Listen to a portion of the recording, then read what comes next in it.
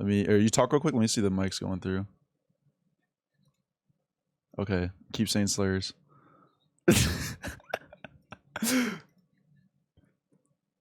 A slur, but that's not representative of who I actually am. So no slurs. Don't worry. Okay, no slurs, no slurs. All right, No. you look good. Let me see if mic's all right. My mic's going through. I think we're all good. Sure, I could shave a little more. Yeah. Nah, bro, keep it. It's perfect. Nah, It's nah. perfect right now. Yeah, All right, I'll give some beard tips. We'll do that in the middle. we'll get to the Yeah. beard section. We'll get to the beard section. All Sure. right, so fourth episode here. We got Dr. Wraeth. I want to throw the title in just to, this dude graduated, so we got Dr. Wraith here. We're gonna be discussing some CS stuff, CS related stuff. Starting off though, because I feel like, your content has always just been you helping people, and there's Yeah. not really like you talking about yourself. When Yeah. did you start playing CS? Must have casually. I played 2017. I started to really follow the pro scene and start to think about CS 2018.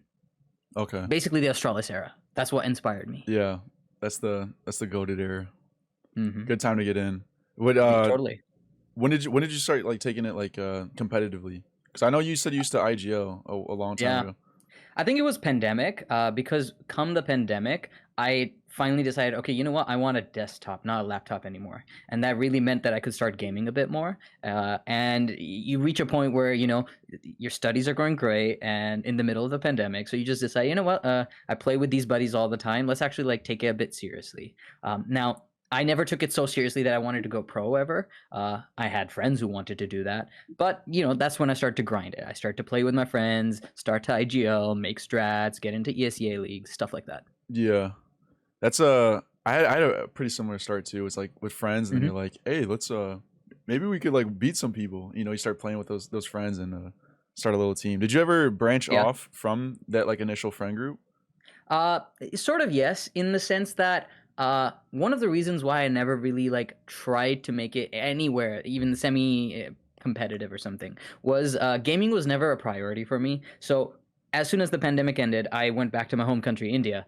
So in a sense, I couldn't keep playing with my friends anymore in the ESEA league. So really, that put a rift between us. They went to do their own thing, and when I came back, I still had that itch. Oh, I want to play CS. So I found more buddies to play with. I tried to revisit with those people.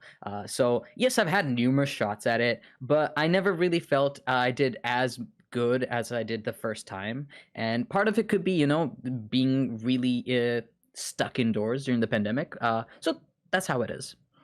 So that's like what limited you was living in India because you were traveling back and forth for school. Oh yes, totally. Fuck, man. Mm-hmm. That sucks. I'm assuming you probably would have grinded like team. Oh, I was totally in the middle. So my team, we were the type where, okay, we weren't like hardcore fraggers, but we really took the game seriously. We looked at theory. We always developed our strat book, and it was the middle of the ESEA Open season, and my team still went on to make it to IM without me, which I would like to say, they were a great group of guys. I provided a good system. They just got a sub, and they did amazing. It's just that my parents are very stereotypical Asian parents. They probably don't like, they wouldn't like if I told them I gamed much. So yeah, it just never was something that I could prioritize much. And you could say that's sad. I would say like, I don't mind it. I was never meant to be a pro player or anything like that. But is that why you start getting into like content and stuff? Because you weren't able to I think so, yeah. Play consistently? There was always an itch where I wanted to just be a thinker in CS. And I had so many ideas that I wanted to share. I wanted to fix other people's mistakes, help them out. So at some point I just started uploading them, and then I think there were a few videos that just sort of blow up.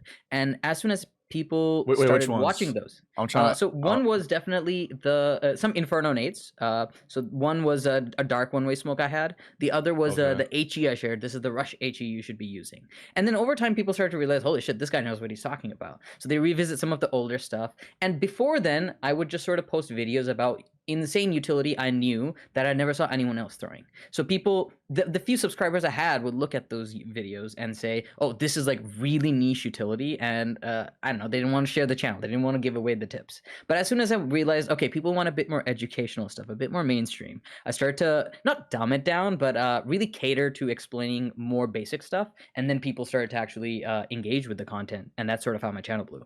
Yeah. Is that when you started like I saw on your channel recently the playlist, the fundamentals?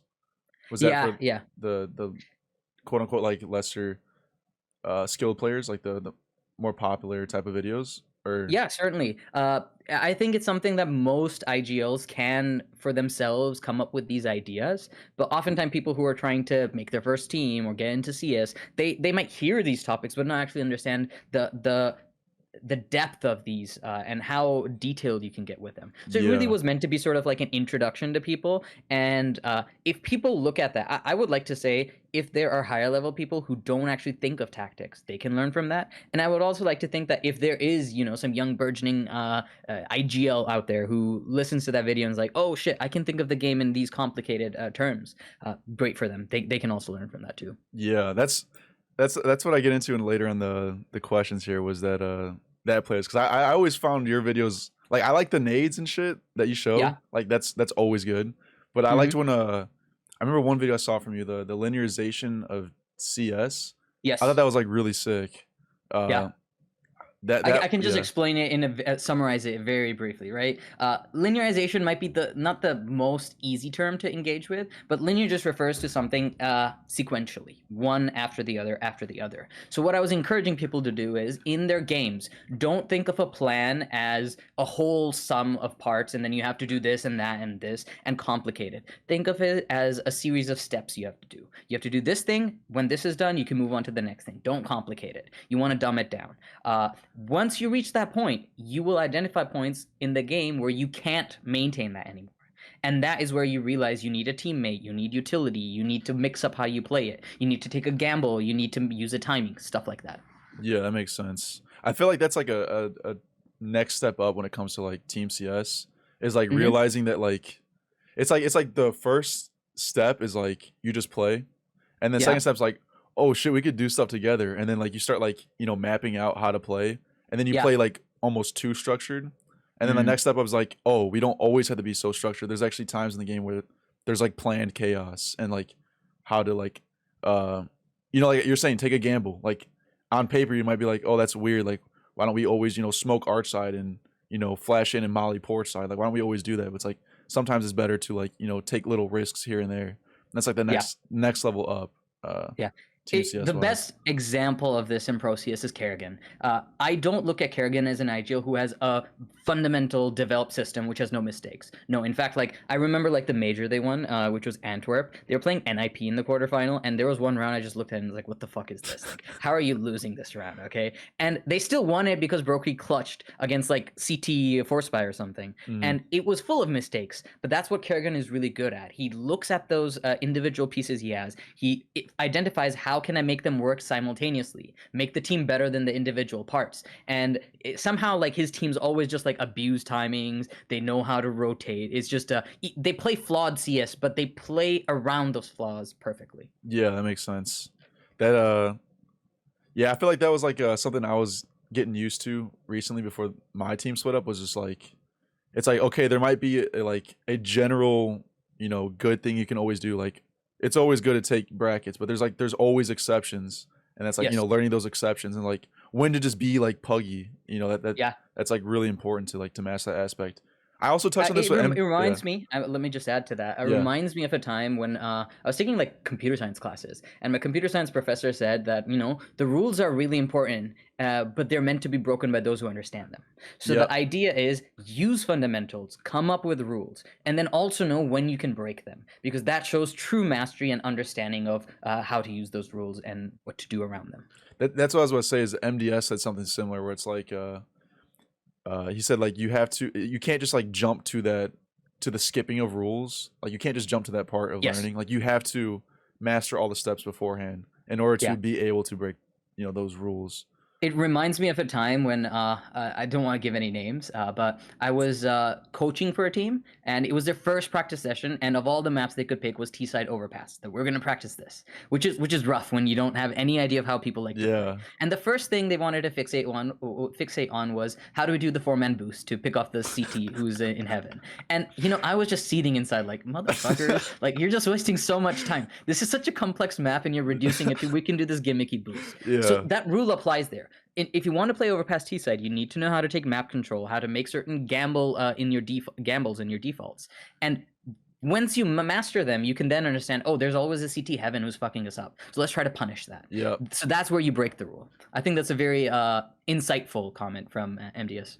Yeah. Dude, you're talking about the boost, man. I remember like playing with UDW like really early on. Yeah. I had so many like gimmick nade stacks and shit like Mhm. before like just totally flushing out like a default, like when to bust them out. And then I'd just Yeah. be like my calling was just like random gimmick type shit. Yes. And it's cool to know those, but you have to like you said, you have to know when to bust them out properly. Yeah. I like to call that term a strat roulette. Like you're just playing roulette with strats. You're like, oh, they haven't seen this strat before. Let me just bust this one out. Yeah, that was my IG only, bro. It low-key worked at the lower It level. works if the other team's dumb, but if the other team starts to realize, oh, they're just doing gimmicks and they have a solid system they can rely on, you will start to get punished. Oh yeah. So yeah, just be aware of that. If you're the team who's like, oh, I saw Narda here post this really cool trick, right? Tricks are great, but tricks are called tricks. They're not called theory. Yep. So first learn the theory of how you want to play, then incorporate those tricks into them. Yeah, that's the way I made a video about that, but that's the way I always saw like strat roulette type of teams. Yeah. Is that like it works? It's like think of like you're like an amateur boxer. Like you can outbox anyone who's untrained by throwing like every punch in the book. You know, you throw a jab, you throw a cross, like everything's gonna work against them.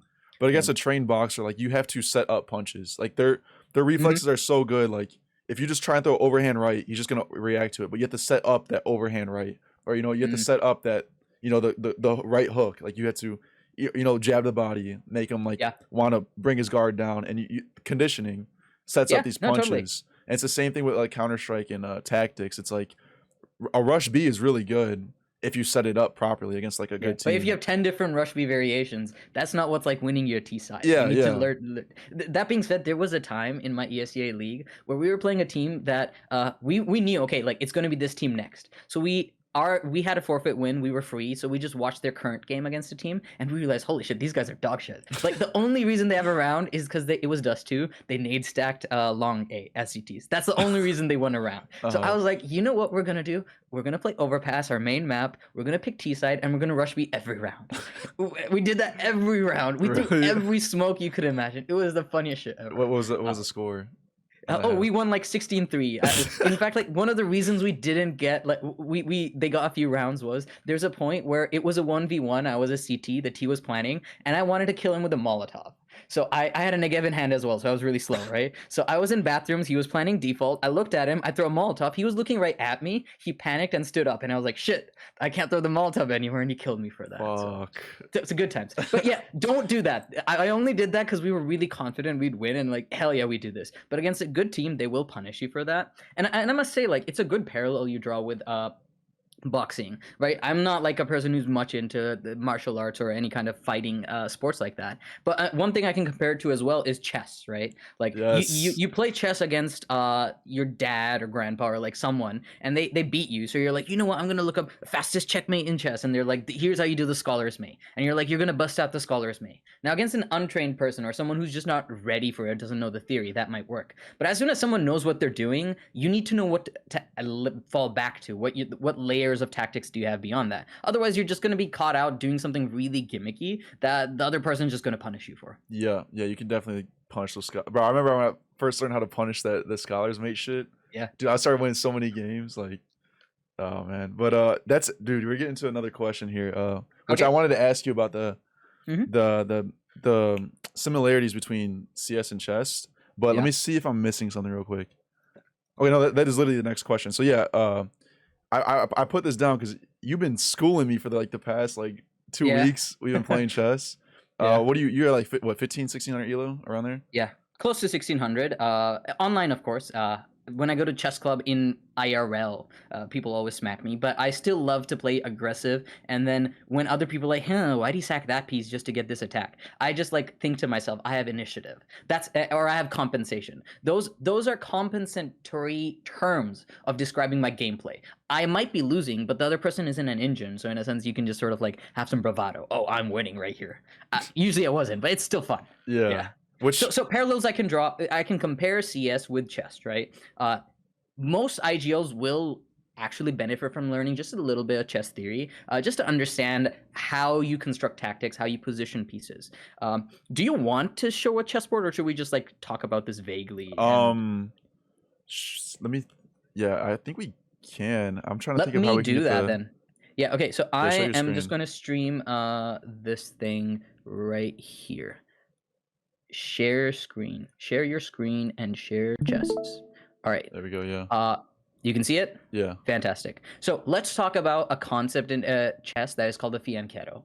For anyone who doesn't know what fianchetto is, it's basically when you put your bishop here. So you try to move it there. So way white might try to fianchetto is they do something like this. Now let's just pretend black is like, okay, whatever this guy's doing, I'll just let him do that. He plays something like this. Well, now you put this fianchetto here. Now, in modern chess theory, you should be fighting for the center, right? Or sorry, classical chess theory, you should be fighting for the center. But instead, white has chosen to develop a piece on the flank. And this bishop is really powerful because it eyes out down here. Like, this prevents black from making a move like this. I want to equate this. You can see the evaluation saying like, oh, what are you doing? You just hung that and you hung another piece. So whatever, lovely. But the equivalent to it in CS might be how you use a lurker. So you throw a lot of util to get a lurker into a really strong position, like maybe an Inferno Banana. They're like hiding in logs, or they're crossed into the right side near sandbags that the CTs on B site don't know if they throw a smoke there.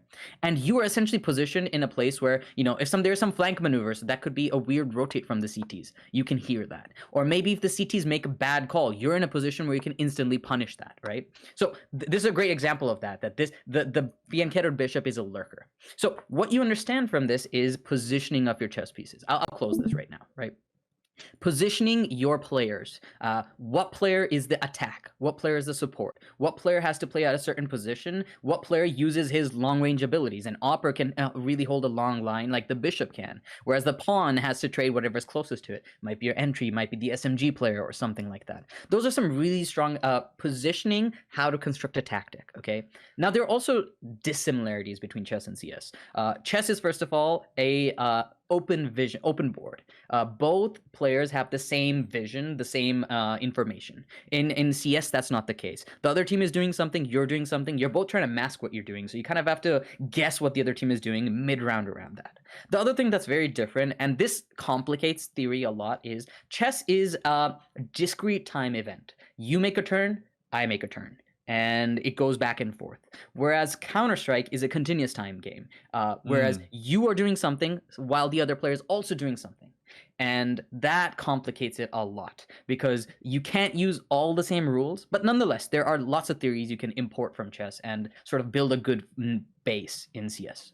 Yeah, that's actually I didn't think about the dissimilarities. I just noticed like the similarities and kind of just like didn't try to write out any dissimilarities, but that makes a lot of sense that chess is like move per like it's it's not continuous like you said with CS. Yes. I had some of my own similarities that I wrote out. Yeah, bring them up. Curious Sure. about your thoughts on that, and if you want to add some. And I also just thought of one while you're talking too. So like the biggest one that I always like crossed over from CS to chess or from chess to CS was openers.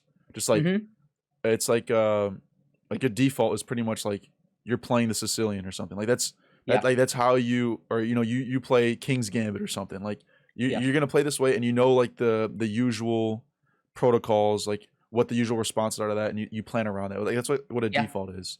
That's or a like great comparison, right? Like the idea of an opener is if you look at the parallel in CS, which is a player has a specific thing they can do with certain utility thrown, a timing they utilize, angles they check, how their teammates support them, right? It might be, for example, if you have a good spawn on Inferno T side, you're going to go for a banana pick early. Yeah. That's an opener, right? Now, the thing is, that doesn't win you the round. That just puts you in a new position where maybe you get a kill, or maybe you go 4v4 or something like that. And it's the same in chess. If the other guy does the right moves, you still are trying to maintain equality and like still fight for an edge. It's just been pushed further in. I love that analogy. Yeah, I think I probably misworded while I was just talking there about it being a default. It's more of like a just the initial like phase one of the round, like first 30 seconds is like it's like opener versus opener in Counter-Strike. And I think I'm getting into another question about timings. Okay, we'll say that for later. That's one of them though. We'll say that for later. Another one was like positional advantages. So like in chess, I don't know if you have the center of the chessboard, like you have an advantage, like you have map control. Whereas like in Counter-Strike, if you have banana, that's map control. You'll get advantages off of that. The other one was like main lines of like whatever How to opener. play. Yeah, how to play the Sicilian. You'll know all the expected responses. Yes. And it's like that's the same with the default. Is you're pretty much playing a chess line Yes. for the most part. You have your plan like responses to their responses. Um, and then I put in here too like also like hard and fast rules like that. Never just like push your king to the center of the board like with. Yeah. There's certain things you just never Ever do. drop the bomb like a mid Mirage or something? Yeah, right? you just Like, never do. CT peaks and he's like, wait, the bomb's here, guys. Yeah. That would have been nice. Yeah, that's some basic stuff. But the other one I had it was tactics. So like there's chess tactics where it's like Yes. like forks with a knight or something or like Yes.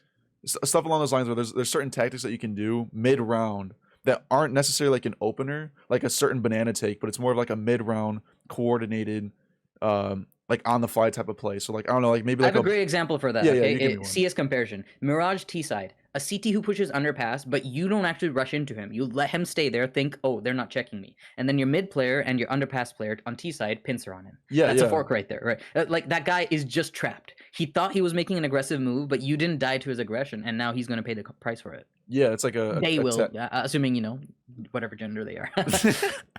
Yeah, that's like a tactic comparison. That's a good one. I was gonna say something along the lines like I don't know, maybe like a flash peak play, like a pop flash peak play. Like that's something you could. It's always just like a good thing to do mid round. You don't have to, set up for it. Like you don't go into a chess game like I'm gonna fork 40 moves in.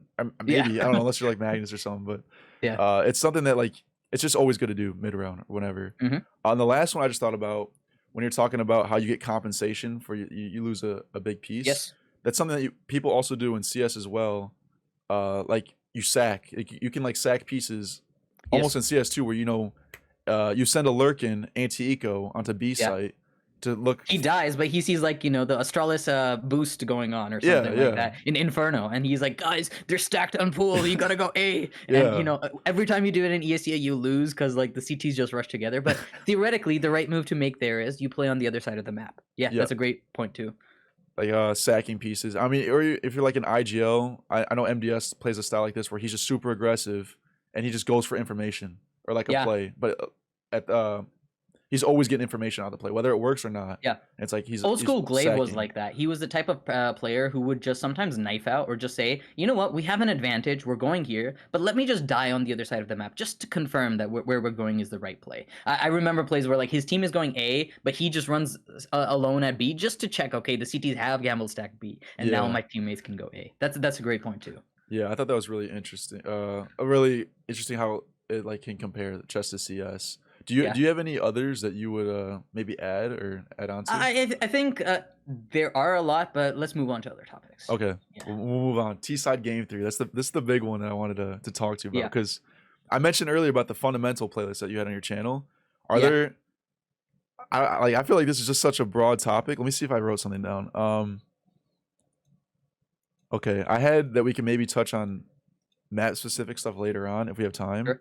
But I'm curious about like general philosophies. So like a couple of your videos I saw was the linearization of defaults in CS.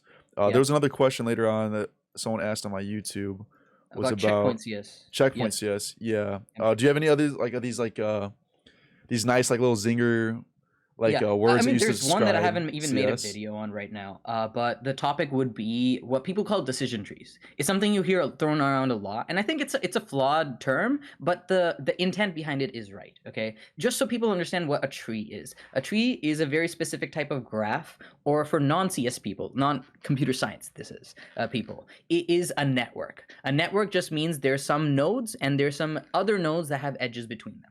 A tree is a type of graph that has a hierarchical structure where you have one node, it has descendants from it, and then you have other descendants from those. You never have crosstalk between them. So a great example of that might be, I know all the creationists are going to hate this, but how evolution works. You have species that spawn other species, and then if you go back up, you have common ancestors, something like that. There's one problem with that. So, for example, a lot of people who study chess might use a decision tree.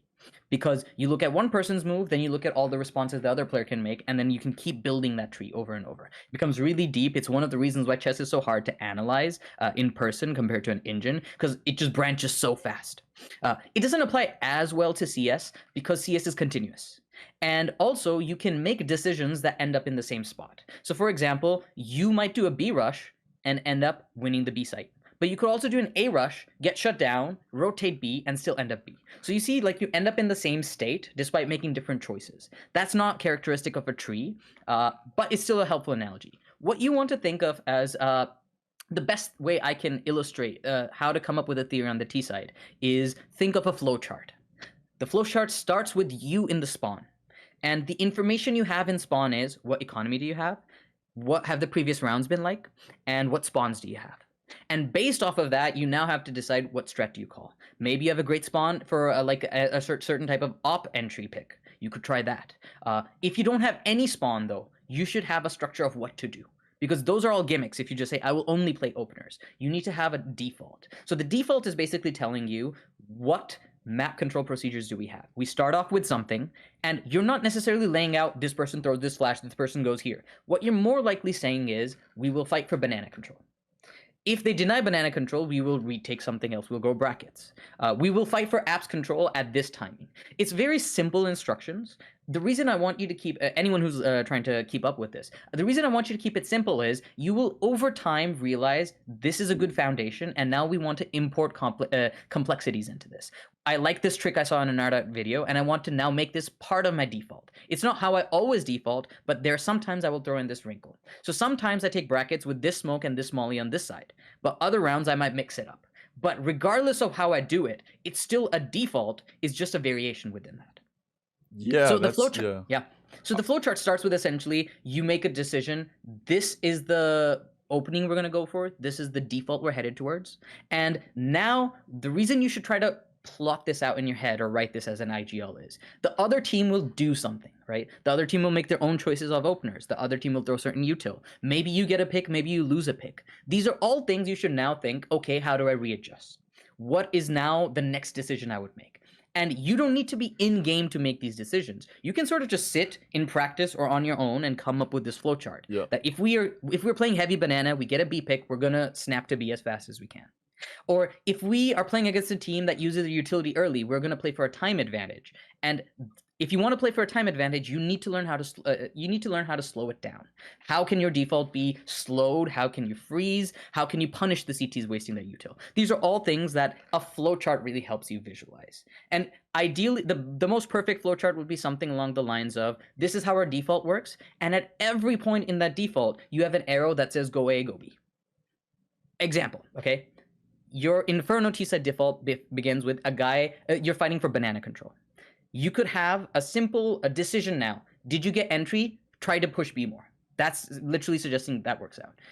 The other decision could be, we're getting pushed back because there are 3 CTs. Somehow we got this information. Somehow they threw a pop flash and we can read that there are 3 CTs. Well, that means it's time to snap A. So because in CS, you either go A or B as a T, right? It's ambitious to say, no, we're going to kill all the CTs. That's the objective. So what you really are doing is you're letting your flowchart, based on information you're gathering from the other team, based on plays you're making, dictate, are you going A or are you going B?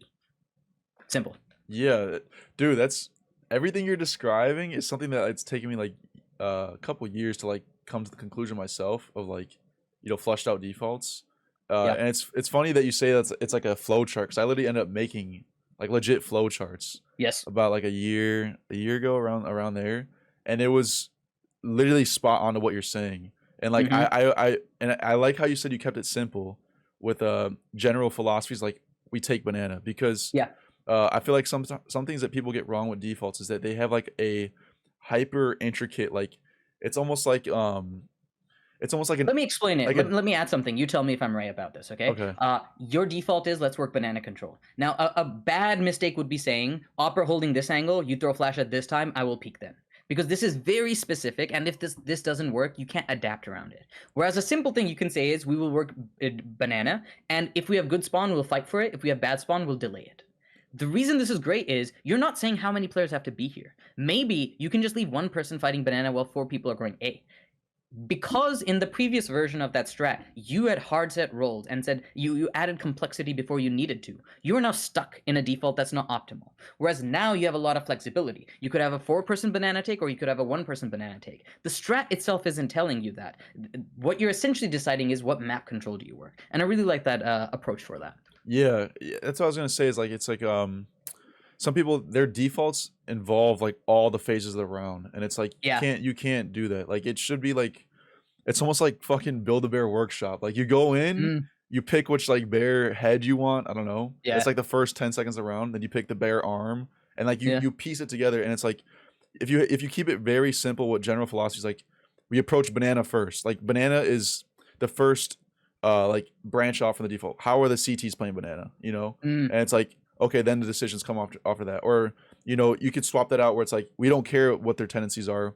We have their tendencies from the past couple rounds. We're doing a fast banana, and like that's like the like it's like a decision tree, like, and then you could swap out the parts like for different things that you want to do. So you do a fast yeah. banana, you could do like I don't know a late take banana, and it's Yeah. like if you have all these like different types of map control takes already established into this default, you're like going into the round with like this fucking ice sculpture, Yeah. and you're hoping it fits into this hole. It's like you can't do that. You gotta switch stuff on the fly. Like most Yeah. defaults are like made on the fly. They're Yeah. made beforehand, but like done on the fly with like swapping parts. If that Yeah. One makes tip I sense. can add in that is regardless of what kind of set pieces or like special maneuvers you have, try to make them tie back into your flowchart.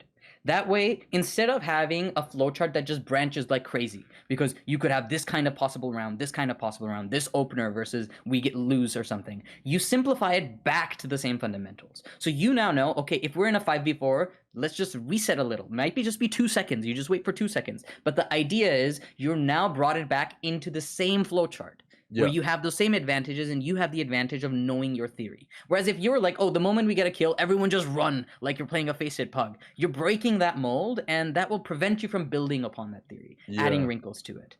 The other thing I will add in this is I want people to break down map control, even on the site hit, as a series of steps. A flow chart, okay? Mm. Which is, if we throw this smoke, we can cross this angle. If we don't throw this smoke, we should double peek, or we should flash before we peek this angle. So the idea here is, don't think of your site execute as you can only ever do it if you throw these nades.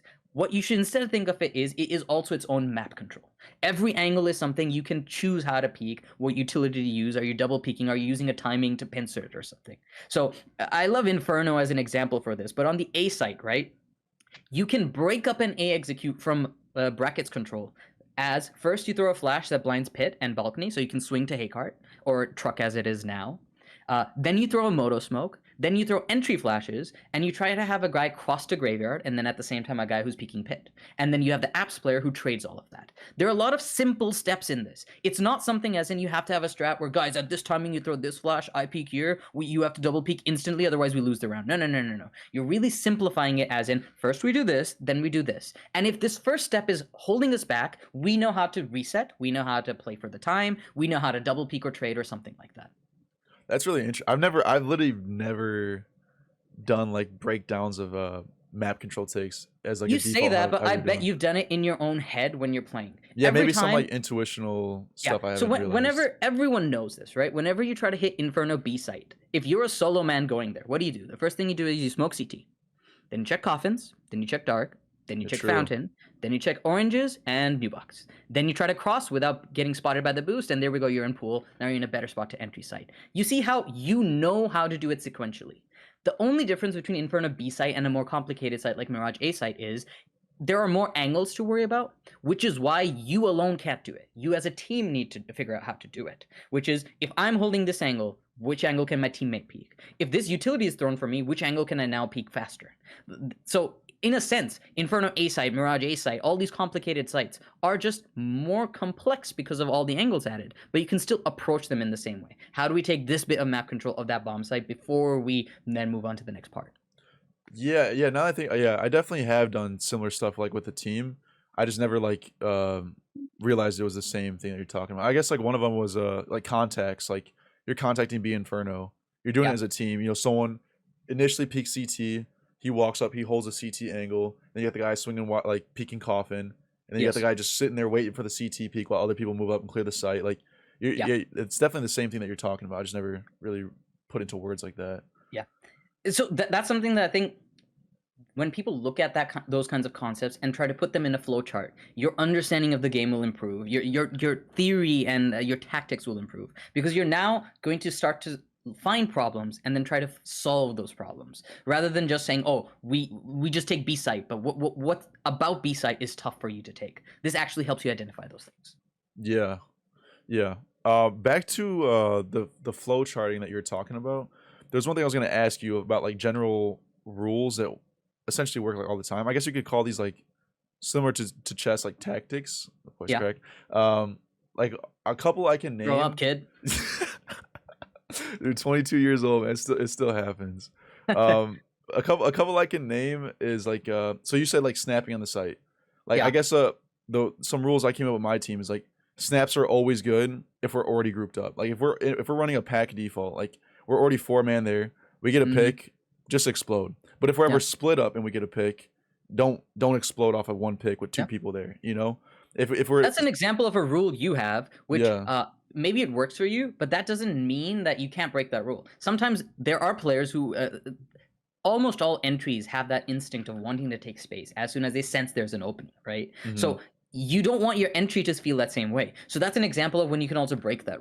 So these rules are not necessarily universal, right? I would have thought watching Astralis play in 2018 that they'd solved CS, but then comes a team called Furia, right? That's just doing everything the other way around. It's so infuriating to watch. Like, how do people lose to these guys, yet they make it work? So the idea is there is no defined way to play. Of course, there are better ways to approach the game, but there are always alternatives. So yeah, I mean, that rule maybe works for you. Like probably the most basic rules I could come up with would be like, you know, the entry shouldn't have the bomb. I can literally, like, you could argue that, okay, don't dry peek an op, except there's some people who just somehow have the movement that an opper can't hit, right? So there are always exceptions to everything in CS. That is true. That is true. Yeah, I guess those are just more like generally right than always. Like there's nothing always right. I mean, there are something that's always right in CS, but yeah, the bomb is a great example. Entry with a bomb is just dumb. Don't do it. You look stupid. If you're like a pro playing it, you know the caster's like, oh, and he dropped the bomb outside monster overpass, and it's like, okay, we get it. They lost the round. Good job. Yeah. I guess okay, we can move on to the timings then. That would be the next question, which I was about to touch on this earlier. How was I touch? Oh, with openers. I think I was getting into openers, and I was saying that openers are really similar to like the phase 1 of the round. It's like that's when opener versus opener happen. Yes. How do you view timings in a round, and like would you put labels to like how do you how do you like lay that out for people to understand?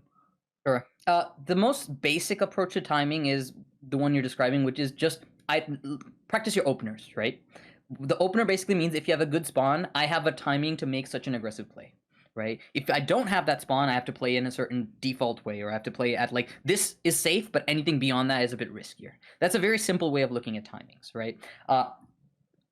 That being said, when you're playing as a team, timings are something that are a bit more fluid. If you have teammates with you, they can amplify the extent of what you can do versus if you were playing alone. So an example is you as a solo pugger trying to rush a banana on Inferno. It's not that easy. Like you can't just keep rushing through the CT smoke every time hoping to get that entry because you just had the best spawn. But if you were playing Team CS, I remember watching FaZe versus Navi, Antwerp Major, and I literally felt like Navi's just rushing banana on every round of their T side. And the reason they're doing it is, okay, because now they have 4 people behind it, some flash just coming in or something. So really, the simplest way of looking at timings and trying to build your own timings is, it used to be a lot easier in CSGO, by the way. You look at the radar. And the radar is a great way of identifying where are the CTs playing, how do they like to play, and then in your solo time, in your demo review, you identify, hey, if I could get a player who goes up there, that is wonderful. There's an opening right there that I can exploit. Once you've identified that, now you have to solve the problem of how do I construct that timing? What utility do I use? How does my player make sure they get there in time? And to be able to get there in time, I need to condition another round so that they're not ready for it or something. Another great example from that same game, FaZe versus Navi, is on the T side, there was a round where Rops just walked out of Boiler at the start of like the phase 1. Nobody would tell your like T side apps player just walk out of Boiler. But he did because brackets was clear, and he picked off the pit player. And I was just looking at it as like, how the fuck did Rops read that? But that's an example of a timing that didn't even involve a rush. It just involved understanding a gap and exploiting that, exploiting the rotations that are there.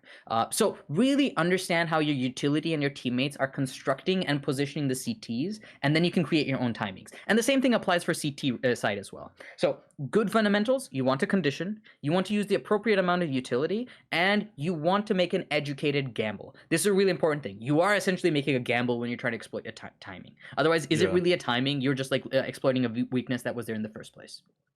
Okay, yeah, I think you touched on something I wasn't really trying to get at that type of that's like more individualistic timings, but I'm glad that you did because that is definitely helpful.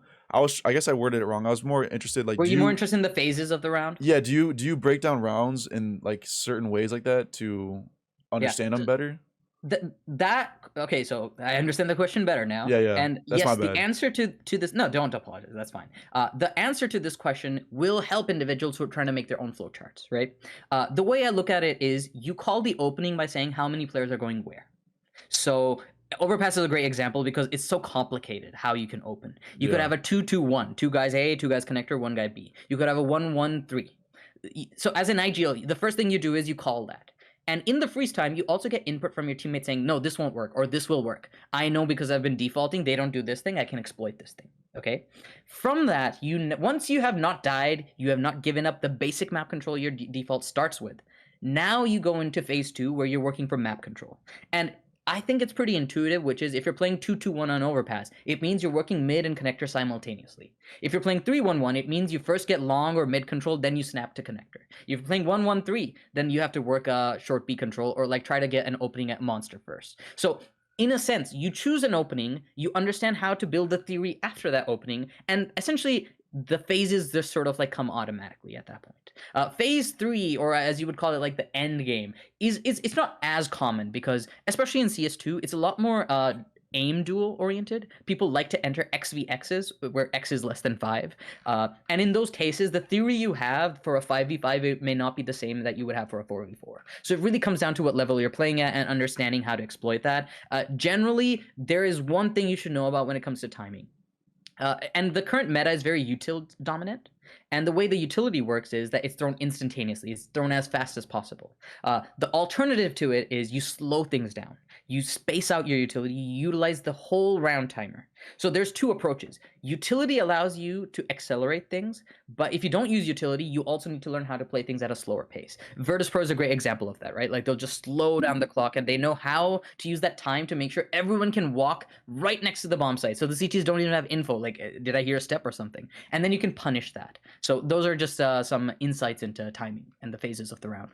Yeah, that's a conclusion I also came to too with like when it came to like IGLing was like CS is pretty much just all it's like a util exchange and like correctly timing when the exchange happens. It's like it's because that's like the that's like you can't plan on winning a duel. Like I mean, obviously you can set up for it, but you can plan on throwing like the correct util and like you can plan on like correct util responses. So like and the amount of like advantages that util gives you in a team environment is like it's so huge is that's like the game it literally just revolves around utility exchanges and like I agree, when but to I also think skimp on the util as well.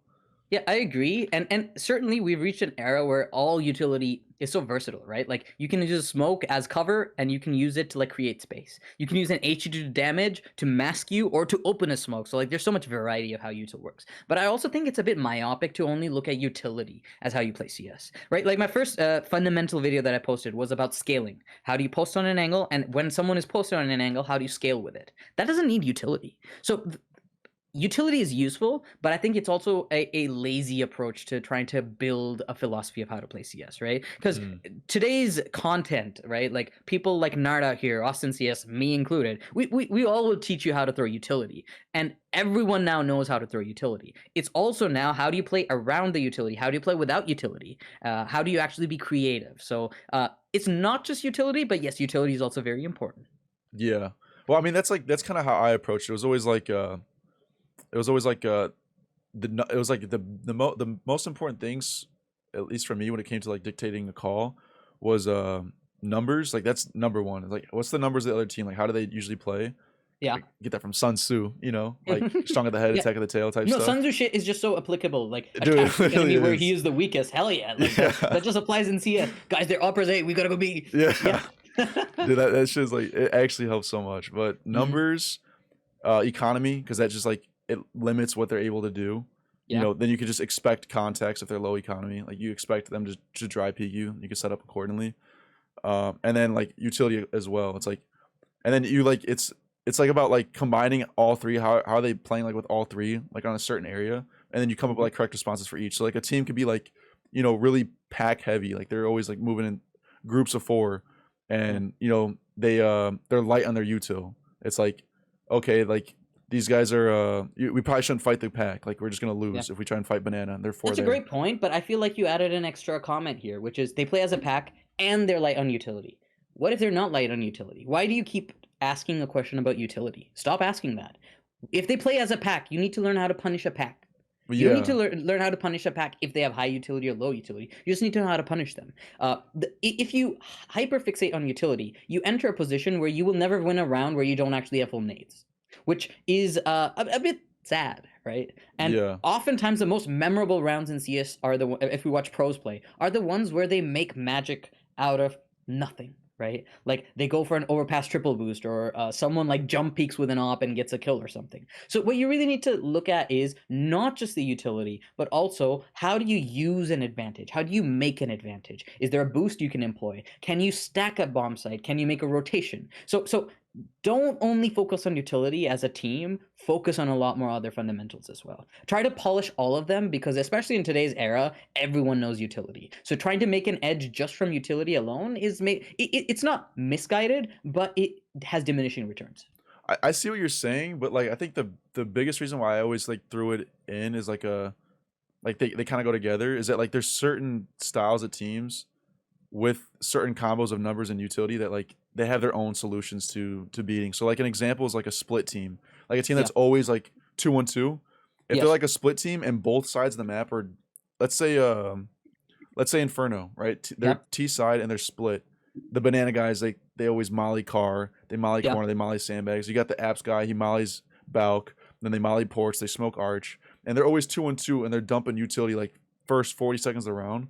It's like, yeah, you can punish them for being split, but you can also punish them for being split and util heavy by just like waiting for like phase 3 of the round. Like there's like several solutions for that type of team, but it's like there's some unique solutions that come up like with the component of utility being involved, in addition to the numbers. So that's why I it's not like one's more important than the other. I can't deny how important it is to learn how to play around utility, right? Like you still need to know how to play around the utility other team throws and how to use your own utility around it. Just don't hyperfixate on it. Add other layers to your game. 100%. Yeah, because if you there's definitely more to it. Like I feel like I think it all goes down to numbers. That's just me. Like if you can handle numbers, then like you know how to like beat certain styles of team, and then like what teams essentially are doing with utility is just hiding numbers because of how important numbers are. Like they're gonna do the same shit that they do when they're split when they end up packing to hide how they are. Because once you get number information, like you just win the round. Like if you know how to play accordingly. Yeah, the best example I can use here is once you know the numbers, it becomes a game of chess. Because now you both have you have information of what the other player is doing, right? Yeah. Before you get those numbers, you're playing a game of CS in the sense that you have to understand what the other team is doing. So part of that mid-routing analogy with chess that comes back in. So really, you're right about that. Like when you have to play for numbers, you have to play for utility. You also have to mask what you're doing, right? Like your utility is used to condition, and also you try to mask your numbers, right? Like if 4 guys are making steps outside of like in nuke lobby, like the CTs know there's nobody outside, right? Yeah. So those kind of things are really important, certainly. Dude, you actually, bro, you summed it up perfectly. If you don't have the numbers, you're playing a game of CS, and then once you have it's chess. Because bro, I swear to God, once I find out like how a team is set up, it's like boom, I know how to react. It's like it's almost like you're playing chess with like a smoke grenade on the fog of war type of chess. Yeah, and what's even more BS if you're in this position is the other team doesn't know that, right? Yeah. Like, because if the other team knows it, they know they fucked up. If they don't know it, you're gonna fuck them up. And then they'll know they fucked up. Yeah. So it's just a win-win situation in that sense as a tactician. Yeah, bro. I like that quote though. I like that quote a lot. When I die, put it on my tombstone. Yep. Yeah. Sean going off focus. All right. Oh shit. There we go. There we go. Yo, I'll throw it on the tombstone. Beautiful as I got ever. you. Thank you, man. Yeah. All right, so I guess we can get into this next topic, which I was actually really curious to ask you about, because Sure. this is has to do with T-side theory. So in the last interview I had with MDS from Take Flight, Mm-hmm. I asked him about the different types of maps in CS:GO or CS2, and I was more asking from like the CT perspective. So like I was able to label, I guess you could put them in like 3 different categories. This is what I've always kind of like viewed it as, and you can add on to it or take away what you want. But I always saw as certain maps are like, they're like take and hold maps, where it's like the main objective is map control. So like Inferno, Vertigo, and Ancient. Like it's the name of the game is getting banana. The name of the game is getting ramp control, and then you play off the advantages and disadvantages from the map control. Yeah. But then you have other maps where it's like fucking nuke. Like you don't hold outside as this. Like you can't like hold outside CT as a CT as you would like Inferno on banana. It's like you can't just take and hold it and jump spot. I mean, you can like from credit, but it's not the same. You know, there's no guarantee you can actually do that. Yeah, exactly. Forever throughout like, the round. You can get information, but you can't like take and hold it how you would with You can both do it, yeah. All boys, yeah. Keep going. Oh, yeah. I interrupted you. You're good. But I like Vertigo too. You can take and hold ramp on Vertigo. You leave a CT to jump spot, and like you set up differently. So it's like you have the take and hold maps, and then Overpass, and Nuke are like very reactive. Like you have fast rotates on Overpass. Like fucking you drop down CT, you're already B site. Like look in heaven. So like that map's like a more of a reactive CT map, where it's like your main advantage is reactivity off of information. Like you have fast rotates. And then the other map would be more of re-aggro maps. So like big maps, like fucking Overpass is one of them again too, and Anubis, where they're 4-lane maps. So it's very hard for the T to hold everything. So like CT side, the name of the game is always re-aggros, like re-aggressing. And it's like all their maps have general philosophy that can be applied to all of them, but you have to like tweak your style to fit like what's your inherent advantages are with those maps. And I'm curious what you think of the CT side perspective of that. I think all maps are map control maps. You think so? Yes. What's different about certain maps, for example, these aggro maps you're talking about, right? Like Anubis. And I actually wouldn't lump Overpass exactly with that, because Anubis is T-sided, Overpass is CT-sided. How does that work then? The CTs can play aggressive on Overpass, yet if they play passive, they actually have very strong rotates, right? Because the CTs have so much map control to take. So no, it's not just about like how many lanes you have or something. The way I look at map control though is it is no longer continuous map control. Like when you play Inferno and you're working from map control, you can go from A to B back again. But when you play Nuke outside, the map control you get is no longer connected to lobby. So you can't go back to lobby. But that map control has evolved. So really what you need to look at is the map control is a bit unfamiliar. You're not used to seeing that map control, but it certainly is map control. Same thing with CTs, right? On the CT side of Nuke, when the Ts work outside control and it seems like they're about to do a yard wrap to heaven, you have to work for lobby control. You're not doing that because like, oh, that's how you rotate. It's also because you're getting that map control. You're finding some space for yourself. So I understand that it is a helpful way to understand a map, that by saying, oh, this like Dust 2 is a bit more kills heavy or something like that. But I still think map control is something that you can't just like say, oh, it doesn't apply in a certain map.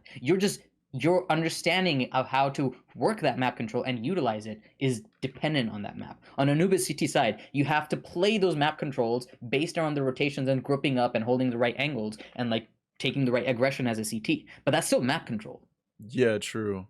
I mean, I guess they all do involve map control. I was just thinking more of like some of the map control is like you take and hold, if that makes I guess it always just goes back to Inferno. Like you fight for banana, and then based off the fight for banana, like the round is dictated off of that. Or like Vertigo, the fight for ramp, the round is dictated off of that.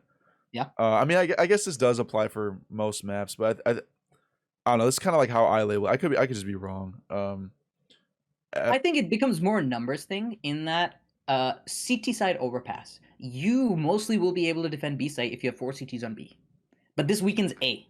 So you've got more map control on B. You have the potential for securing more map control on B, but you compromised A. So now you need to know, okay, we have to play retake on A, or we have to like get that advantage so that we can play somehow a certain way. So I still think it's map control. I essentially see it like in 2 ways, right? Like it's map control and numbers, as you put it. How many people are at a certain part of the map. That essentially dictates how the map is played to me. I don't look at it necessarily as, oh, this map is a bit more kills heavy or something. There are maps that allow that, but that doesn't mean that like, oh, it's just those those that determine it. I still think there's a lot of Yeah, theory you can come up as an IGL. 100%. And I think there's a very simple tier of maps, actually. There's good maps and there's shit maps. Example of shit maps are like, there might be like cringe YouTubers like Mirage. samR, you're like, oh, did you know this vertigo with a grenade? And it's like, bro, I don't play that map. I don't want to give a fuck about that map. So yeah, those are the tiers of maps. Tell me Mirage is in the shit maps here, please. Okay, if it were CSGO, Please. I would have agreed, but I actually think CS2 has improved Mirage a lot. Fuck, man. I love how utility works on CS2 Mirage, and it's kind of like everything else is so shit that at least this shit I'm used to. So when I Yeah. play Mirage or I see a Mirage game, I actually start to like it. Now it's like, oh, this is how they work mid control. I love seeing this. Whereas in CSGO, I fucking hated it. It's still cringe to me. I hate Mirage. Yeah. But Okay, anyways. so an example of how shit Mirage was in CSGO that no longer need to do this kind of cringe shit in CS2 versus CSGO. In CSGO, you remember there was the nuke, there was the mid take where you throw the default top mid smoke, and then you throw this like smoke in the middle where it's like a one way for the T's Oh, the in front of NIP? the NIP Yeah. smoke. Yeah. Fucking cringe. Like who throws that and is like, oh, this is such a game. It's basically a gimmick of taking mid control, right? Yeah. If the CT just seeing like, you know what, fuck these guys. They want to work mid control like this without smoking window. Just let them. They can't take a sight from this. That totally works. In CS2, I haven't seen teams doing it yet because now they can actually smoke choke points and like play around angles and like double peek and shit like that. So that's actually an improvement. Mirage has definitely improved in CS2. Okay. Hot take, I guess. I'll take your like word it for now. it. I haven't Yeah. touched it, bro. I mean, unless I'm pugging, like that's Mhm. it. I haven't watched any games on Mirage or played it at But team just because you're level. not touching something doesn't mean it's bad, right? Like, Yeah, I mean, I get. I you know, just, there's some bad things you could touch that, you know, actually, let's not go there. yeah, we'll go somewhere else. Let's Yeah, I'm move touching on. myself right now. Dude. And that is certainly good. Yeah. Bro, why I Okay, see your moving arm on, move, moving man. on. Yeah, yeah. All right, yeah. all right. Well, that Anyways. was intentional. Right? Holy shit. All right. I was gonna ask you. Mm. So I was trying to label it like CT side. Would you say that's like that concepts apply to both T and CT side for all maps that like they're just all map control based? Would you say that there's like certain T sided maps that differ from other T sided maps in terms of like general philosophies and stuff? Or Okay, when you say general philosophy, right? I look at general philosophy as how to peek around a flash, how to clear angles together. Those things apply in all the maps the same, okay? What changes is the specifics of the map. How do you peek this angle? What strong opping angles does the CT have versus the T have, and how do you like have to use utility around those? Those are different maps. So if you, as a young IGL, learn how to take map control, learn how to use utility well, and how to communicate with your team and rotate properly, that essentially means you can play any map. Certain maps might work better for you. Like certain maps, I just feel better playing. That isn't necessarily because my theory applies there better. It's just like I know how to play this map and I vibe with it more. So again, like I think most maps can still be approached with the same mindset. And then over time you start to realize, okay, it's still a bit more emphasizing this. Maybe it emphasizes getting kills more. But still, like the fundamental theory will allow you to learn and develop theory for a map. yeah, okay. Yeah, I guess you're right. So I guess that's what I'm more talking about. Which maps more emphasize certain things? Would you say that there is a difference in emphasis between maps if you were to like put labels on it? So like Yes, I guess certainly. like yeah. So a classic example would be Mirage and Train are op maps. Overpass as well, right? Overpass and Anubis are CT aggression maps. Like oftentimes the CT aggression is how you win, right? Inferno is a lot about utility and some map control, as is Overpass. What is this T side or CT side perspective or both? It really depends on which, but oftentimes it's both, right? Okay. Like you need to, if one team has the other, then the other team has less. So that's just how that works. So yes, Dust 2 is more about getting kills. Like I know that for shit aim players, there's kind of, it's a cope to say, oh no, this map is just about aims, or like, no, my utility will make me win. But really, like I watch Pro CS and Dust 2 oftentimes comes down to the utility just doesn't do anything. In the end, like this motherfucker just gets a one tap and that really does win the round. So some maps just lend yourself to, it comes down essentially to the fight, the aim duel, because the utility doesn't make a huge difference. It's very easy to play around the utility, play around the other team's utility, and make the right decision. So yes, there are maps that are more aim duel favoring, maps that are more aggression favoring, maps that are more map control favoring. That happens. That's totally the case. Yes. Okay. Yeah, that's I guess that's what I was trying to get at. I guess I never I guess I would add that to the categories that I had where it's like some maps are more like reactive, like more based off like reactions, and then Hmm. more like re-aggros, and then some are more like map control based. Uh, but yeah, I guess like emphasis on kills No. or I still some. disagree. I think reaction and being proactive, those are both parts of being good players, good teams, right? Like we look at Dust 2 and you're like, oh, there's no proactivity you can take. But like as a CT, if you get flashed off long, there's nothing you can do. Well, there's still options you have. A great example I have is on Dust 2, T-side teams will run a cat execute, where they throw a smoke here, throw a smoke there, then they execute, and the Opera gets one kill, falls back, gets another kill, falls back, and then the CT should win the retake. That's the goal. But there used to be times where I saw the A anchor would come close and then throw HEs proactively when they knew, okay, there's a tell that like they're working cat control. So in every map there's like exceptions and stuff. I kind of don't care about this conversation much in the sense that okay, there different maps have different ideas around them, but still the fundamentals you learn, which apply to any map, which apply to like knowing how to think about the game, will apply to every map. Don't worry about that. 100%. Yeah, I guess I was thinking of like inherent map advantages that are more like there's more advantages to certain styles of play on certain maps than others, but we can move on. You don't care about Sure, this.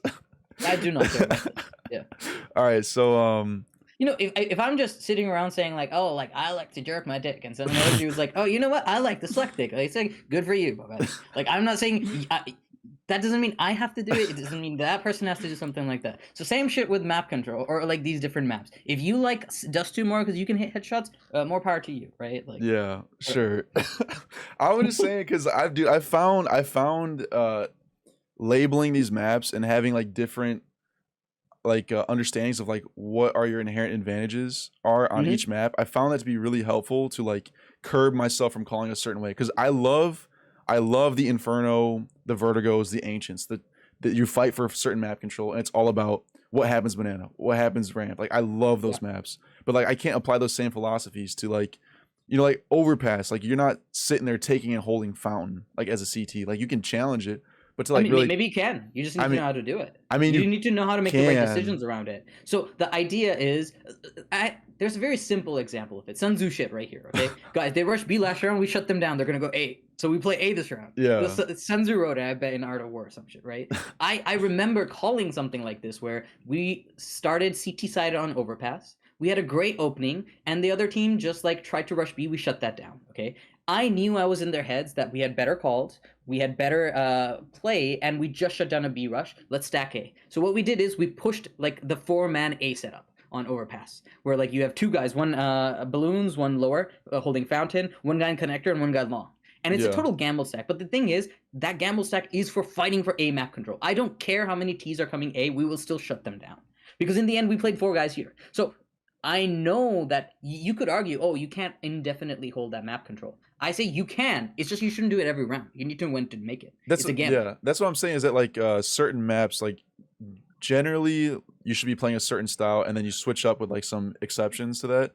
And Yeah. it's like generally overpass like I call that we used to call it Cloud9, the 4-man A setup. Like I love that shit. Yeah. But it's like you're not doing that every round, like you'll get punched out really quickly. Whereas like Inferno, you're like I mean, why not? Why not? I Have mean you you ever come across a could classic, like guys? We rush B, it worked. You know what we should do? They won't see it coming. Let's rush B again. yeah. This is part of IGLing. So many of us look at tactics and say it's all independent from each round to each round. But context matters. When you Well, play a yeah, game, yeah. you don't play every round the same. Games evolve. You can play mind games against other people. This is one of the reasons why, again, Kerrigan is such a great IGL. It's not that his individual theory is perfect. It's that the whole picture, everything together, is so much better than everyone else's because he knows how to call clutches or like they're the clutch rounds or something like that. He knows when to make the plays, all those different things. Yeah. Okay. Yeah, Yeah. that's a good wrap up of Kerrigan. Yes. We'll move on. We'll move on. Yeah. Let me see. So I had this in here. Next up was default decision trees. You already answered that. Yes. I had this for you specifically. What's your favorite? Because you always talk about like, a lot of these like fundamentals and like ways to play CS. What's your favorite way to play CS individually, like personally? Yeah. I love to see the other team helpless. Okay, this sounds wrong, but as in you watch the demo of the game you just won, right? And the other team's like, there's nothing they could have done differently. Yeah. I think one of the best signs of that is when you and your teammates are coordinated. So when a guy is trying to take a fight, there's a double peek going on. Or he just never gets a clean fight because a flash comes up. So essentially what that means is it doesn't have to be perfect CS, like all 5 players know what each other are doing, but it's more like it's very coordinated. The second thing I really love seeing in CS is people who understand how to play with time. It's why I love watching like good anchor players, because they know how to play it. Just today I was watching the Mouse versus a Vitality game, right, on Inferno, and there was a round where Exertion was alone on B site, right? And if you're alone on B site and you have an advantage, you should be anchoring B site on the B site, ready to play for time, deny the bomb plan. Instead, he's playing coffins. As soon as a smoke comes, he has to peek and he dies. That's like, this shows to me a person, I mean, he's a pro, first of all. He's better than me. I concede that. And also, like, it's not as, it's very easy to judge outside the game. But essentially, like a player like maybe Shush or someone like that, right? They would really like milk that timing. He'd be in new box, he'd take that first peek, and then when the T's are trying to fight him, a flash pops, he peeks after that or something like that. So people who know how to use the timing rather than just worry, oh, I have to take this aim duel. Well, what if you don't? What if you know how to like delay it a bit more, and then you have an even better fight when you have your teammate with you? That shit, that shit makes me melt. The next question was like, what about in a team environment? But I'm assuming that's like the same. That's a team environment, yeah. I exactly. mean, who cares about individual CS? There are people who care about it. They're always in my YouTube comments, right? Like, this guy, what's your face at Elo? Why would I learn a trick from you? Or like, I posted that Dust 2 long smoke, and they're like, oh, this only works at low levels. Bitch, I saw a pro throw that. Like, why are you coming and telling me who it works for? So in general, I don't care much about individual CS. I really only care about looking at team CS. You don't love just run up and just one tapping someone. You don't. No, I love it, but I don't look at it and then say, oh, I have to come up with theory necessarily that like matters.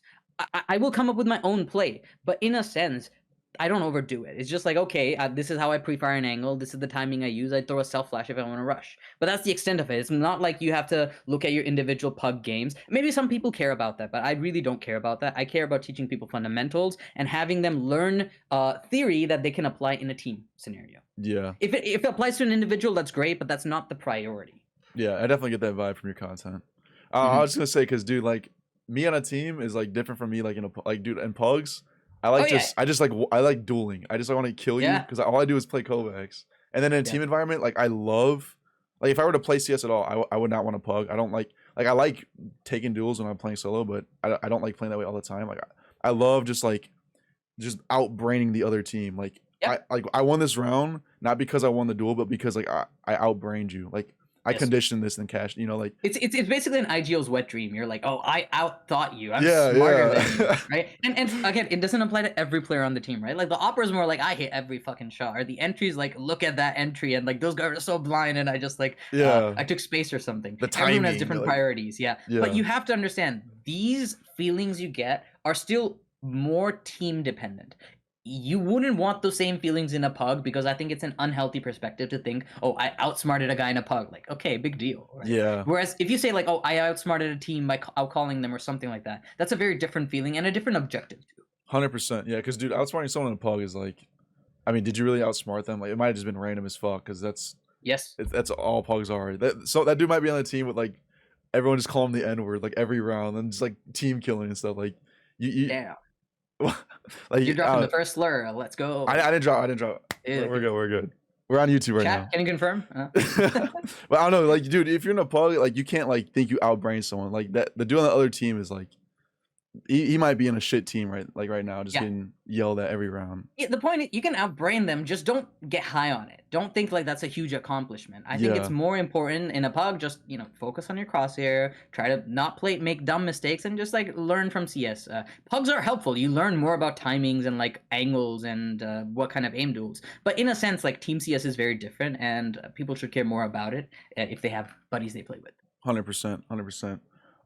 There's some of the stuff that you wanted to, or actually, hold on, before we get into that, I had any weird things that you want to rant about, because a lot of your videos, it seems like you're like ranting about this, like this one dude you probably played with in a pug, like I don't like when people, you shouldn't be doing this. Is there any like weird niche thing that you want to rant about that people do wrong in CS too? And if you want, you can get the second slur of the Yes, stream. I in most this certainly do. rant. Okay, it's something that I've seen a lot in pros play. Okay, I haven't seen it on lower level. To be fair, I don't care about watching lower level as much anymore. But you all must have come across the term called edging.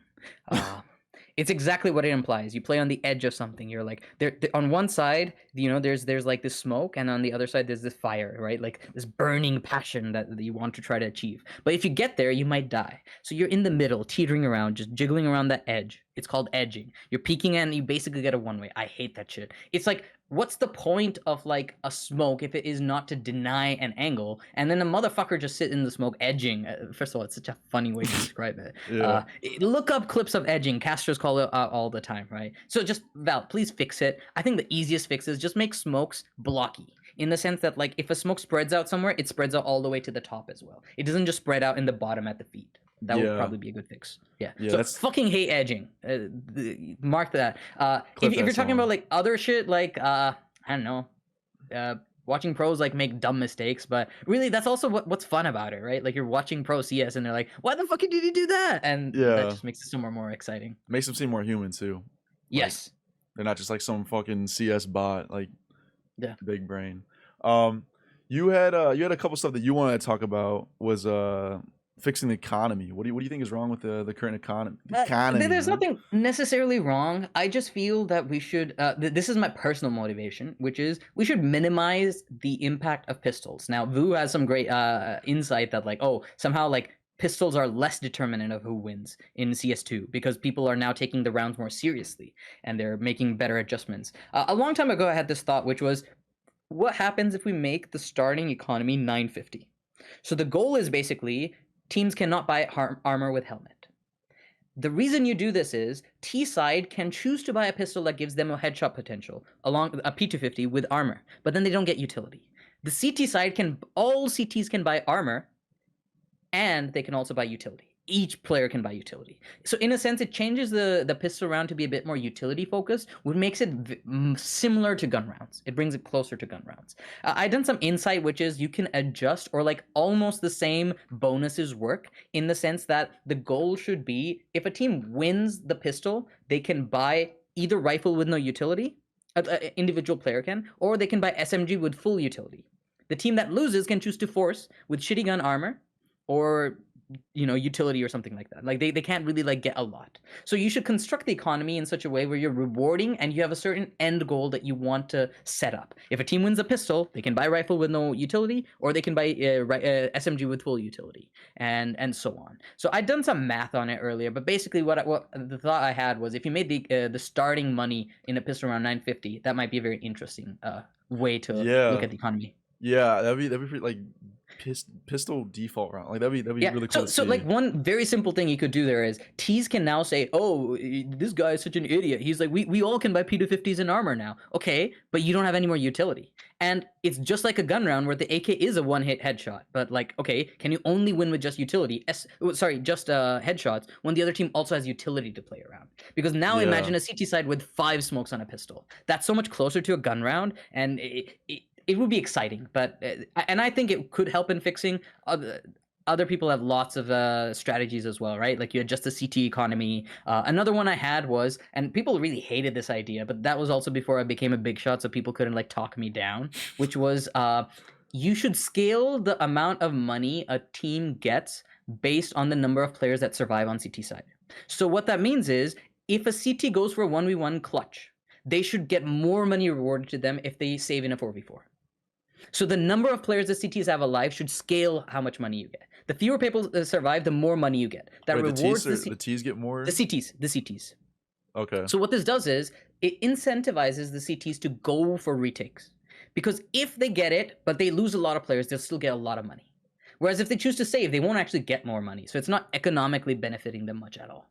So that's an interesting way in which, think of it as like a clutching bonus. You're pushing people to clutch and go into like fewer numbers because they will still get money for it. It increases the stakes of clutches because you're like, 1v1, whoever wins, like they get so much money for their team or something like that. That's such a cool concept. Yeah.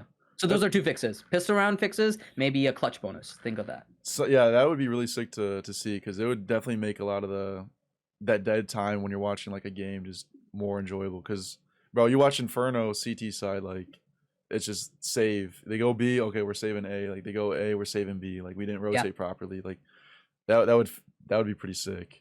yeah. The other thing you want to talk about was demo reviewing. I was looking through your playlist on your channel. I didn't realize that you had some like demo review, like your analysis playlist. Like Yeah.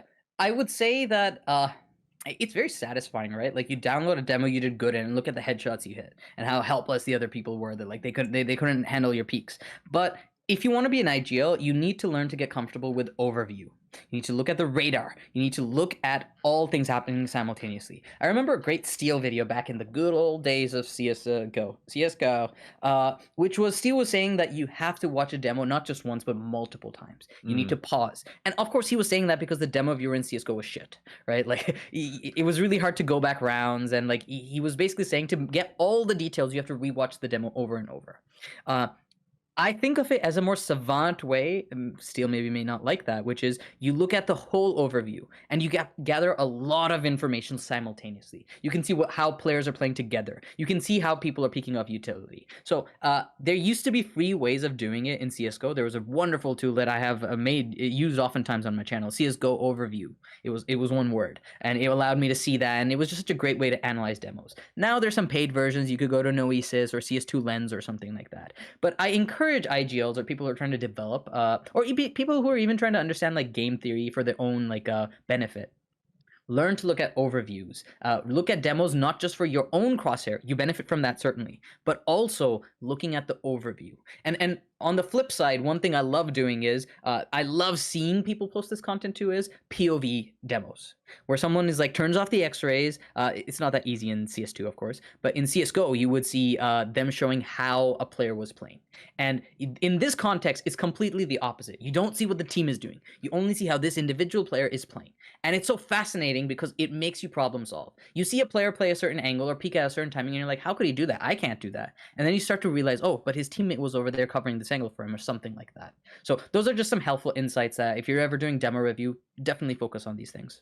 Yeah, I think I need the other two that you're talking about, like watching your own demos back and then watching POVs, because I mean every demo I've ever watched was always like an IGL perspective, where it's like I'm looking like what's the context, what's the context, what's the context, and like maybe maybe other people need more of that.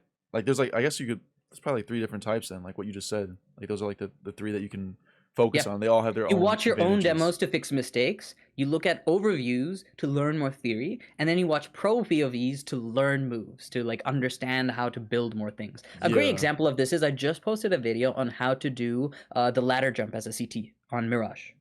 And that's something that I didn't do all the time, but once I was just watching a bit POV, and I was like, this motherfucker just is so smooth. Like, watch him go. Like, holy shit, that's so cool.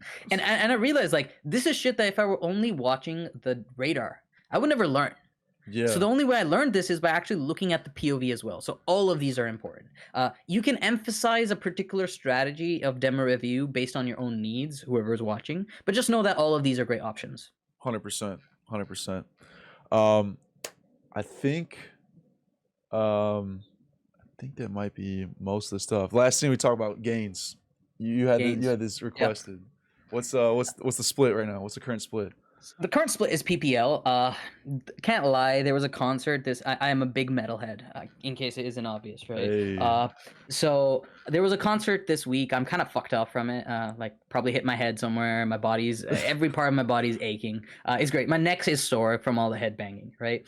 So right now I might take a deload, but other than that, I run PPL, one of my favorite splits. I've helped other people design splits, and I just want to encourage more people to work out because I feel like gamers don't. And it's not that hard, really.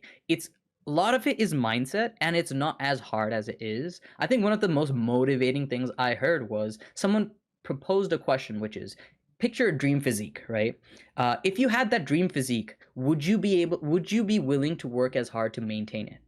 And I had a really simple realization, which is, if I have the peak physique, I'd be good at doing that shit. So why would it be hard? And what I realized is it's not like the pursuit of the physique. It is normalizing those practices. You have to normalize those practices because if you learn to love them, you will be rewarded by them. So for most people, I just encourage, like go to the gym, befriend a gym bro. People like me, I think most people are very friendly at the gym, 100%. and just learn how to lift, learn basic stuff such as calories in, calories out, how to gain weight, how to lose weight, how to change your body composition. If you ever need help, you can always ask me in my comments, or I bet even Sam, right? And then just be a Chad, or for I don't know what the Chad equivalent for the ladies is, but it's okay. They never watch our content anyway. Yeah. We don't gotta worry about them, except for maybe a FlyQuest. They'll be like, we got like 5-year-olds that maybe watch, so Oh, damn. FlyQuest Red. Well, maybe you do, because you maybe gear a bit more towards the pro side. Mine is like, my channel is full of noobs who are like, oh, Wraeth, that's so cool. and Yeah. those are all the gentlemen, I must concede. Yeah, there's no, yeah, the demographics kind of skewed. But I was gonna Yeah. say, PPL, you doing 3 on 1 off or 3 on 6 on It's 1 a off? 6 day You're crazy, week, right bro. now. You're crazy. Yeah, and I've been doing this for 1.5 years. In a sense, because this 1.5 years is me becoming a beginner and then transitioning to intermediate, I still have gains to go through. I have some good progress, right? Like last year, I was finally able to bench more than a plate. Just this past week, I was able to do 4 pull-ups with 45 pounds hanging off. Shit. So weighted pull-ups, right? My squat hasn't progressed, but just yesterday I did RDLs, and the motherfucker who was with me was like, "Holy shit, you're strong!" Because I was doing 2-plate RDLs, like with tempo, right? Yeah. And I was like, you know what? He's right. Like, sure, my squat may not be as good, but I still can RDL. So in general, I'm not fatigued yet, and I'm kind of a no lifer in the sense like I make content on YouTube, I listen to metal, and I work out. So in a sense, it's if I will devote myself to something, I might as well learn to enjoy it and really commit to it. 100%. You got a lot of recovery time too. If, Yeah. Not like much else going on. I had to switch to I'm on like a day on, day off. I'm on some like Menser shit, bro. My Mike Menser shit. I know. You showed me you had like some like what 15-day program or some shit. It was I think it's like a 10 technically 10-day cycle, but it's day on, day off, so it's like 5 different workouts. But I'll take like 2-3 days off in between and just I like being super recovered every time I go. I switched it up recently. I was doing some PPL shit like you for a while, but I don't think it works with like just how much stuff I have going on. It's just like I get too stressed out from it. Yeah. But the best way I can put it is I watch your short videos, and it's like the TikTok example of a short, right? Like you got subtitled, single word subtitles every time, right? Yeah. You got the editing, like wow, or like something or some meme pops up, right? That shit takes time. So it's one of the reasons why like my channel is so fucking minimalist, because I really don't care about making money from CS, and I have no prospects of a CS career. I just post because I like to, and hopefully people benefit from it. So yeah, you have more shit going on, and I'm glad you have a program you like. I think that's one thing that there's a lot of pride to carry in working out, and one of the coolest things about working out is you're competing with yourself, 100%. your previous self. It is very injurious or negative to look at other people's physiques or say like, oh, I have to be a certain way in the future. Just worry about being better than you were a month ago, last week, or something like that. And also understand that it's also not a linear thing where you only go up and up and up. There are some downs, but you have to understand the down has a context to it, and that's perfectly fine. So I really want to promote people to like work out and just be healthier. It's something that is, I think people put a lot more stigma to it and are like a lot more hesitant about it. I myself started working out way too late in my life. I could have had all these gains and then chicks throwing themselves at me way earlier. Like this could have been so much cooler. Yeah. But it's okay. You'll be the Jack Doctor soon. Yeah. I like mean, full you know, on all the you go to T. YouTube and you're like exercise science. This is science explained, right? Science based. You don't have to follow entirely science based. And I say that as a doctor, but you know, there might be a point in the future where, who knows, Wraeth CS2 also starts posting out some workout tips or some chess content. Right now, I'm just a bit too lazy, but maybe in the future that will happen. Hell yeah, man! I'm excited to see it. We'll get if you're ever in the States again, we'll get a workout stream going. If you're ever nearby. That'd be crazy. But we had some viewer questions before we wrap it up. We have first off, we had Leslie. How big is my dick? Yep, it's 7 inches. 7 inches. There you go, you Leslie. You can ask your mom if you doubt it. You know? That's for you, Leslie. Okay, no, I assume there were better questions than this. Yeah. No, there's no. That's the best question. She said, my general rule. Is this a she, Leslie? I'm assuming Leslie. It's a bot. Don't you see? It says bot, Leslie bot. So it's a thing actually. So okay, what does it say? Thing. So it said my general rule in XV2 is if I see one CT on a bomb site, I go to the other site because there can obviously only be one CT there. Obviously, there are exceptions depending on CT versus T rotate times and what map control you've had over the course of the round, etc. Do you have any similar rules for T side? I guess like easy, hard, and fast rules. Like Yeah, that's a good one. very, very simple analogy, but what I love, very simple, how would I put it? Note you've made, right? Which is, it's not about gathering information of what you can see right now, but it is using information of the other side to decipher what is going on. So the best way, if you know anything about graph theory, or rather not graph theory, probability theory, it's essentially you're doing a minus operation. Instead of saying, oh, I need to figure out exactly what's going on here, you use the information you're getting from the other side to decipher what's going on here. And then you can start to generalize that for more numbers, right? That like, if you see, great example is again, Inferno Banana, right? If the CT is peeking you and you're on the T side trying to fight for banana, was there a support flash? If there was, now you know where two players are because one guy was peeking and one was throwing the support flash. Whereas if he's throwing a self flash, he maybe doesn't have a support. So these kinds of like things as an IGL, if you sit down, you can really start to understand, okay, if I get pop flashed, there was a support player.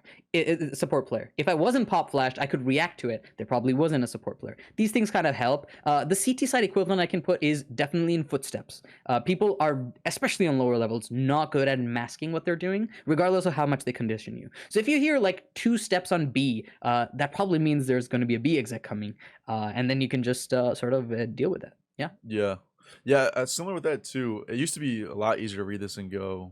It was like utility usage. So like if you saw 2 Molly's car, 2B, but it's different now because you can drop utility. Yes. But And I also mean, sound is a lot more different in CS2. In CS:GO, I think I was much better in CS:GO because I think I was a lot more cerebral in how I read the sound of the game. In CS2, it's not that easy. It's harder to hear the footsteps. The utility isn't as obvious to hear where it's coming from.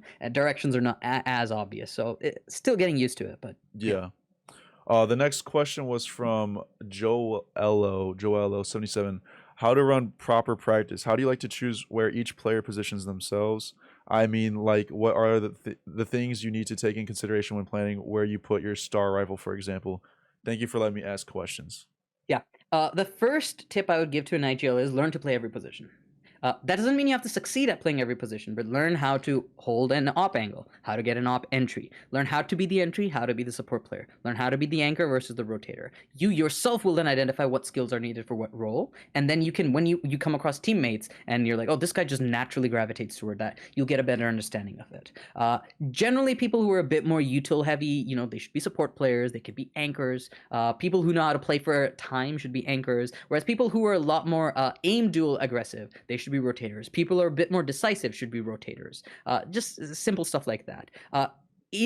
Again, it's still really important as an IGL. You need to know how every role plays before you can assign that to someone else. Because if they're not playing it right, how do you know how to fix it or to swap it out or get someone else? Yeah. So first, start by learning it on your own. To run a proper practice, have goals when you go into practice of what you want to do. Really minimize external influence and be stringent about it. If someone doesn't follow through on practice, kick them out. Make sure everyone is working towards something in practice. 100%. To add on the practice thing, biggest up I had on practice efficiency was with Michelle, Dr. Michelle Payne, when she gave us the Payne. Dr. Payne. Yeah, dude, that's her name. That's such a cool name. I know, right? Like, Dr. Payne. But Doctor, I'm in pain. Can you help me? Yes, I'm Dr. Payne.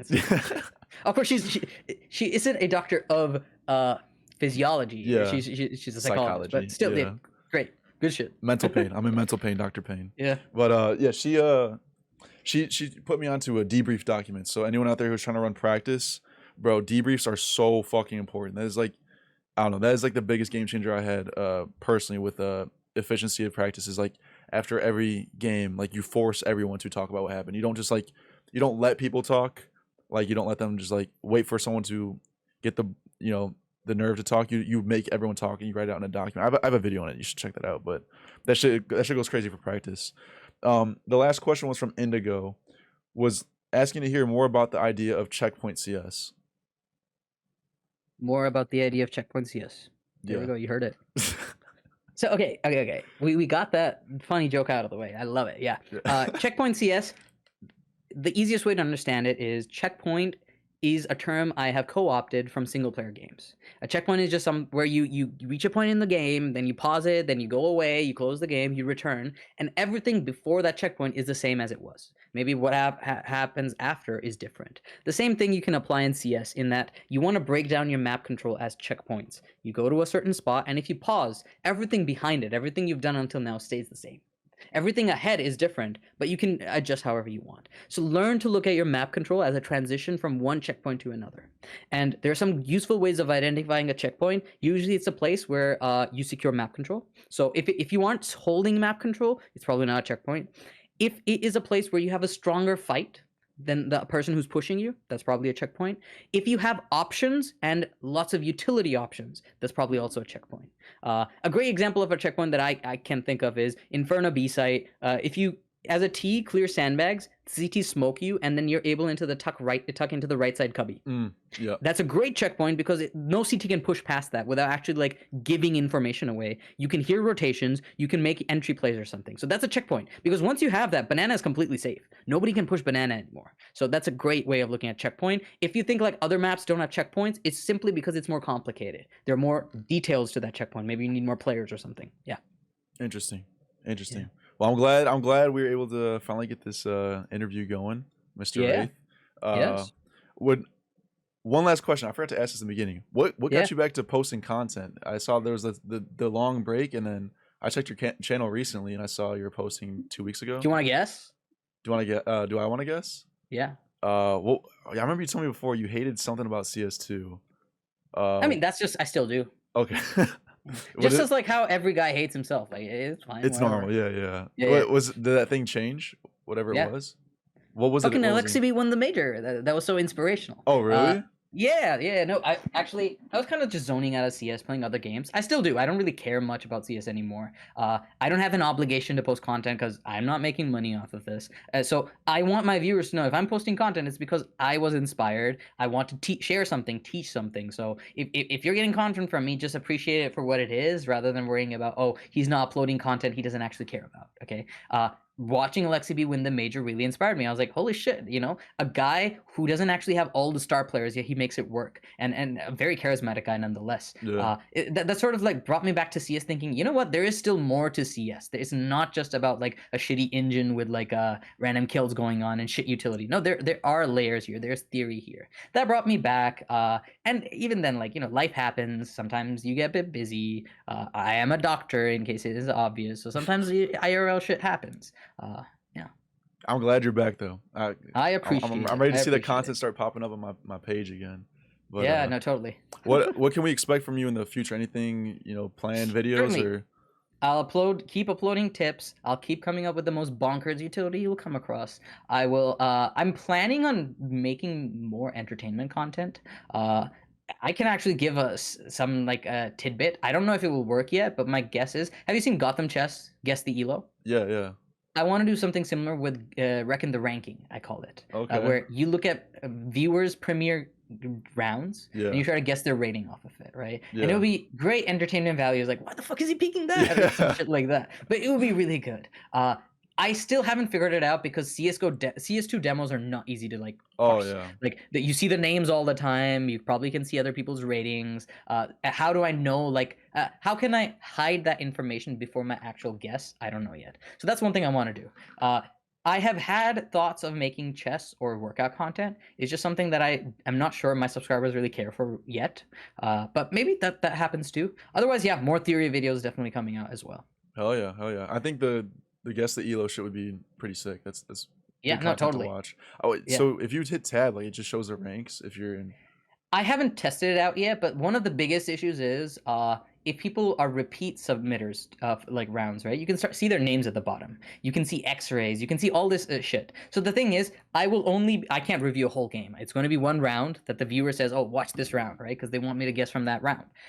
To access that round in the demo, I have a feeling like I would just see the rating automatically. Trying to get to there, right? Well, I mean, so if it's on Face It, you'd probably be all right then, right? Or yeah, but I don't want to do Face It. I want to promote Premiere. okay. Yeah. So, because reckon the rating sounds a lot more cooler than Guess the Face It Ealer or something. Like, Yeah, Face It true. Ealer is not that cool. I'm not saying Face It is bad, but really, Valve has a matchmaking system. Sure, there are a lot of cheaters in it, but that's fun, right? Like you're watching someone like trying to play against a cheater. That could be cool content too. Yeah. The closest example I have is I remember watching like so many cool old school World videos on Overwatch, where he'd be like trying to guess like, is this guy a cheater or not? And you would have everyone's names hidden, so you couldn't guess who was what.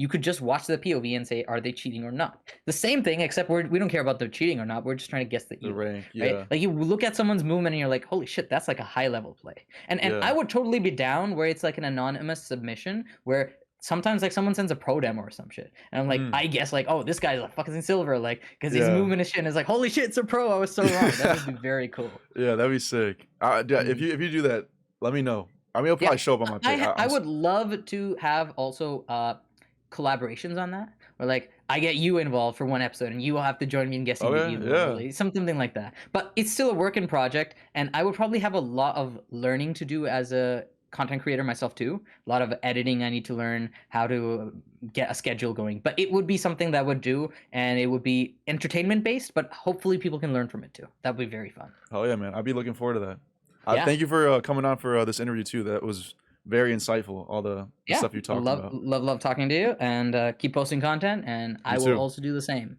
All right, thank you, man. Everyone watching, make sure you go subscribe to Wraeth CSGO. Yeah. It's If you don't, I'll go come to your rooms and I'll kiss your mom's goodnight. Okay? With this 7-inch long. No, with my mouth, because I'm a lover like that. So. Okay, yeah, he's a lover. But yeah, go check out his content. It's not Wraeth normally, it's WRAETH. Learn to spell it. Okay, so many people are like, it's Wrath or it's a Wreath. Like, motherfucker, Wreath is the circle of flowers you have on Christmas, okay? Wraith is a gamer way of spelling Wraith. The spirit. Okay. There you go, man. There you go. Go check them out. So appreciate you guys for watching. Appreciate Wraith for coming on. And next time, maybe a part 2 possibly, if you're down. So we'll see. All right, you guys take it easy and have a good rest of your day. Peace out.